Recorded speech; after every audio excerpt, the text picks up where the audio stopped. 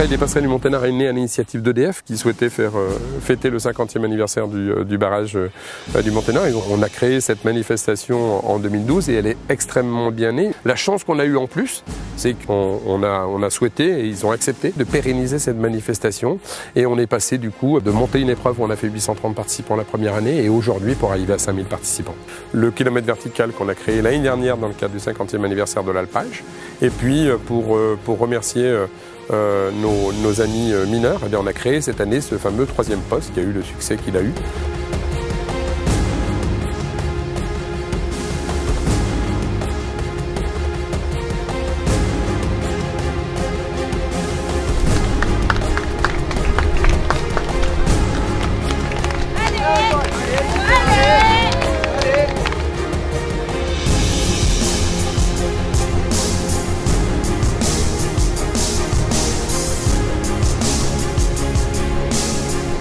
Le 3e poste, c'était un service de nuit qui commençait à 21 h le soir et qui finissait le matin à 5 h du matin.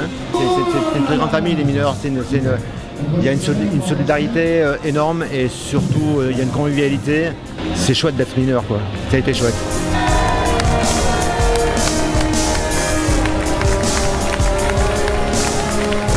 Ouais, l'ambiance a été magique. Ça, c'est indéniable. On a créé là une épreuve qui a du sens, qui a de la valeur. Le Trail des Passerelles du Monténard a un site d'arrivée et de départ qui est magique, hein, au bord du lac, mais il est très contraint, très contraint en termes d'organisation, puisqu'on accueille sur un endroit où on n'a pas la capacité d'accueil. On va accueillir peut-être 10 000 personnes entre les coureurs, les accompagnateurs et ainsi de suite. Et il fallait qu'on puisse un petit peu diluer cette arrivée de tous nos participants, d'où l'idée d'ouvrir notre trail des dossards dès le vendredi.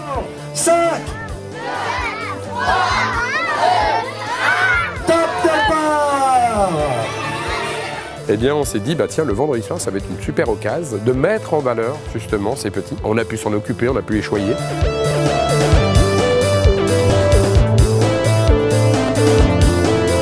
Samedi, c'est la journée la plus importante en termes de participants, la plus importante en termes de fréquentation du site. On a eu le trail de l'Hébron le matin et le trail de Côte-Rouge l'après-midi. Alors, cerise sur le gâteau, cette année, on a eu la chance d'avoir Amandine Ferrato qui nous a fait le plaisir de venir, vice-championne du monde de trail individuel, championne du monde par équipe avec l'équipe de France.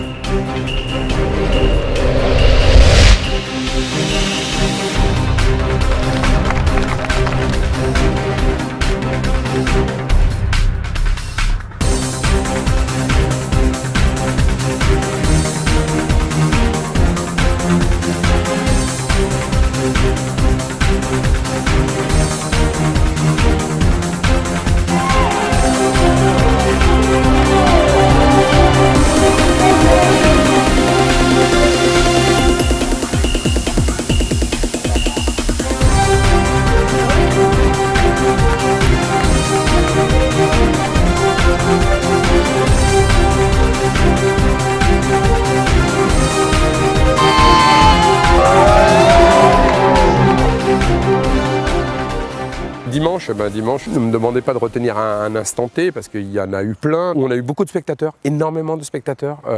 On a multiplié évidemment par 2 ou 3 certainement le nombre de spectateurs par rapport à l'année dernière.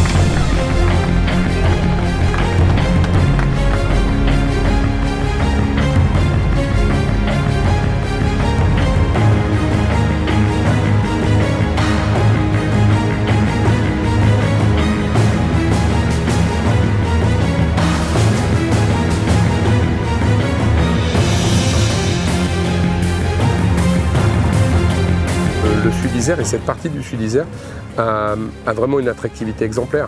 On vient pour les passerelles, les personnes viennent pour les passerelles. C'est ce qu'ils voient, c'est ce qui les attire, c'est ce qu'on retient des images. Mais au-delà de ça, ils découvrent autre chose. Ils découvrent, ne serait-ce que pour celui qui participe à la plus petite des épreuves, à savoir le trail de l'Hébron, il va voir ne serait-ce que l'engouement des bénévoles. Celui qui va faire le 23, il va passer à Monestier, ça va le marquer. Pour les autres, ils ont le droit à tout, ils ont le droit à la totale. Mais je pense que de toute façon, le fil rouge de tout ça, c'est un sourire qui part du début jusqu'à la fin. C'est ces 400 bénévoles qui se passent le relais justement pour que les gens se sentent bien. C'est le retour que l'on a principal de cette épreuve, c'est ça, c'est des bénévoles au top.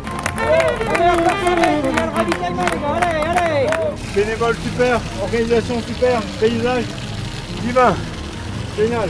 Est-ce payé par organisation? Non, même pas. Les bénévoles, ils sont super, l'organisation est géniale. Vraiment un super trail, quoi. Bonne expérience en tout cas. Merci à l'organisation.